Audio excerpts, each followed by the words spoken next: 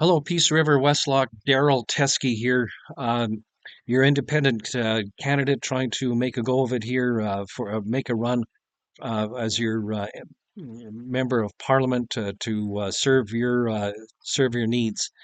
Um, One thing that I don't like doing is paying taxes. None of us do. But I know full well, being a high school teacher for a number of years, that those sorts of things are wise investments. And nobody minds paying taxes if it's going to be used wisely. Some things that I'd like to talk about and perhaps bring in to the discussion circles. And by the way, our MP is never going to be invited to any sort of decision making table. He has no confidence within the Conservative Party and the Liberals. If they gain a majority government, what do you think our candidate's going to have to say about anything? Nothing. Um, so vote me in. At least we have a chance to have a pretty good voice. Um, Nevertheless, on taxes, capital gains has to decrease. Carney was talking about maybe, oh, let's have we'll keep it at 50%, as if it's some sort of gift. Trudeau was talking about 60%. Well, it's no gift. I mean, 50% is really high, and it's high enough to kind of make a youthful mind wonder if they should really invest any sort of capital.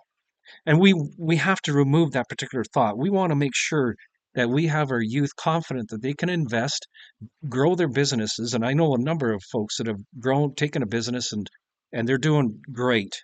And they shouldn't have to be encumbered with the thought of, hey, if I expand, I'm going to be giving a lot of it to the government. If we reduce capital gains, we're going to increase the tax base.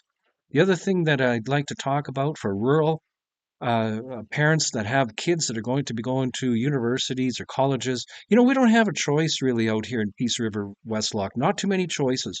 If your kid wants to go to university or college, they're going to be sent off to the city. That huge capital expenditure to, let's just say, the University of Alberta, lots of money goes to build that place. With every capital government investment, the land values increase. And so they gain that, our urban friends gain that way. Furthermore, they have a chance to capitalize on that by they rent, they rent to our kids. And so we're giving money for the capital ventures and institutions, and we're giving money for tuition, which everybody has to pay. Okay, that's fine. But we're given money to pay rent, where a lot of urban students don't have to worry about that. So it's a difficult road, and it's quite expensive because there's no option. You have to pay a whole year lease on a property. I'd like to have introduce a rural education. I'll call it a tax reimbursement or tax adjustment for that. The other thing, as far as tax, no GST on any new construction. You know, it it is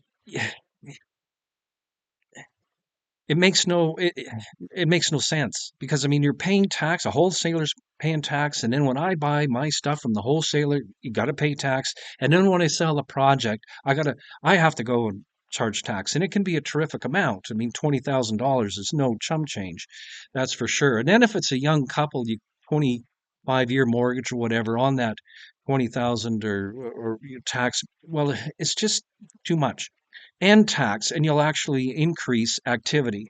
That's what we want. We want to have solutions that are domestic. Um, anyway, that's all for now. So come out if you see me, vote for me, Daryl Teskey, Independent. Thanks for listening. Bye.